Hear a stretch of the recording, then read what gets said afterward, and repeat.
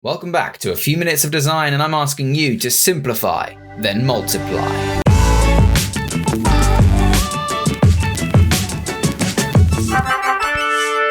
TipTut. Hello everybody, and welcome back to TipTut, and welcome back to a few minutes of design, 52 activities to spark your creativity. This is a little series where I take a challenge from this pack here, meant to last a couple of minutes, and we do what it says to do on the card. This one is simplify, then multiply.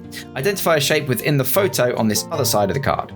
Draw or trace the shape, leaving out shadows, highlights, and complicated details so that you have a simplified version. You may need to invent parts of the shape that are not in view. Imagine that your simplified shape is number 1 in a series or family of 3. What rules would govern the shapes of number 2 and 3? This is a new one. I like it. Draw them. Okay, so it is a series of rooftops. We are supposed to trace this, which is going to be quite hard. So what we'll do instead, will this work? Yes, it does. I did not expect that to work. All right, let's give it a go.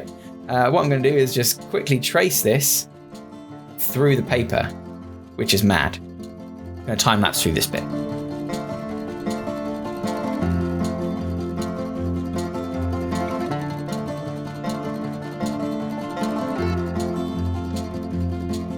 Okay, so there is our very simplified thing that I did not expect to work from tracing. I'm just going to pop this one over here so you can see it a little bit still. In fact, if we move this over, we should be able to see the whole thing.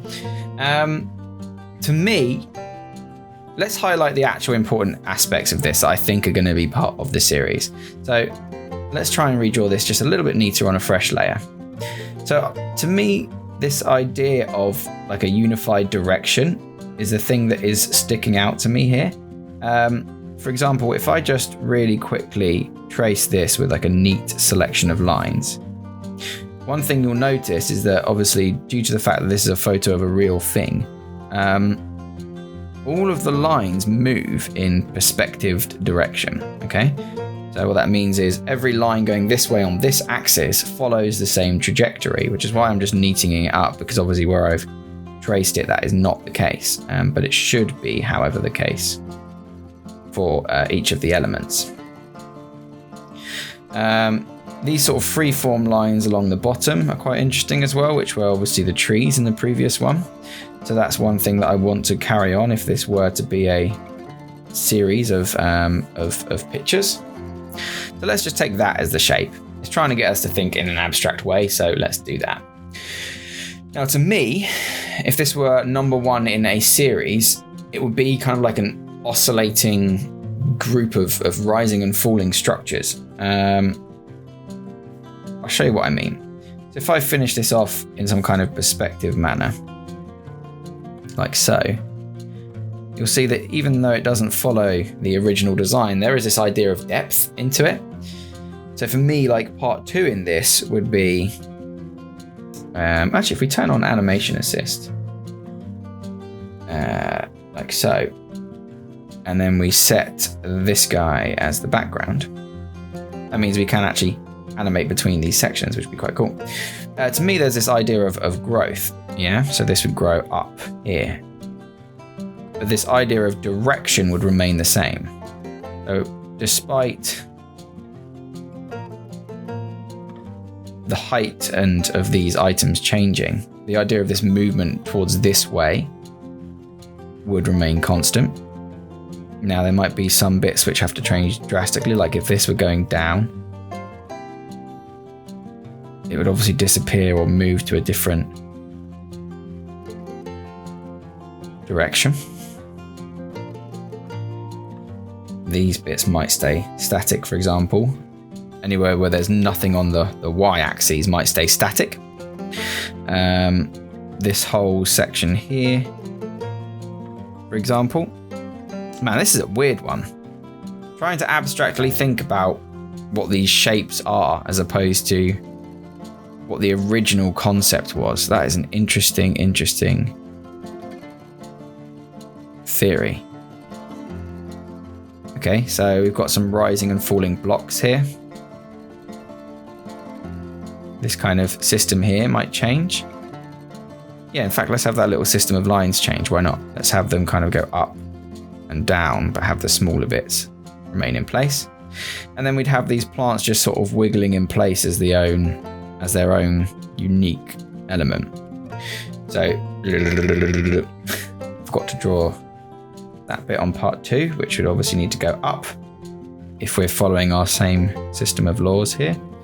I will just change the frames per second down to like 3. There we go.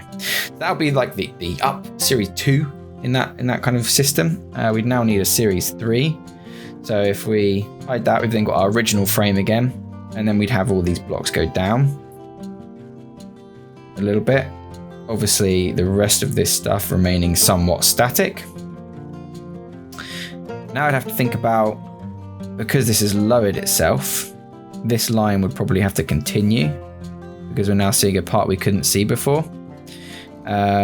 This I'd probably raise way higher, like so, which would actually then cause this section to be way higher. Meaning that would come across then like this. Maybe this is sort of really sunk down so you can barely see it. But obviously the trees and stuff stay there. Now this remained the same, if I do remember, along with this section. And if we turn back on that middle layer, we should be able to see what things have changed. So it would be our series of little dots in the middle. Maybe we'd have these come up. These dots would stay in the same place. Let's have this one grow really tall so that it touches that other bit. Again, this bit remains static, along with here.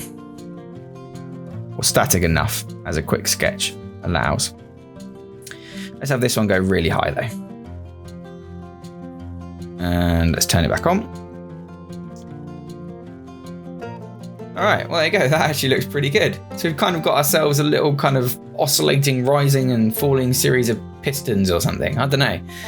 Really interesting, that one. I didn't really know where to go with it, but it kind of grew into its own little thing. Obviously, that's a piece of shit artwork, but it is quite a cool little concept. So hopefully you enjoyed it or got something from it. It really doesn't force you to think abstractly. Turning that into that is kind of, you can see where the original source material was, but it's something completely different.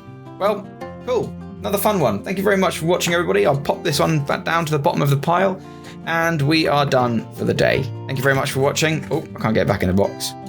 I'll see you all next time on another episode of TipTut.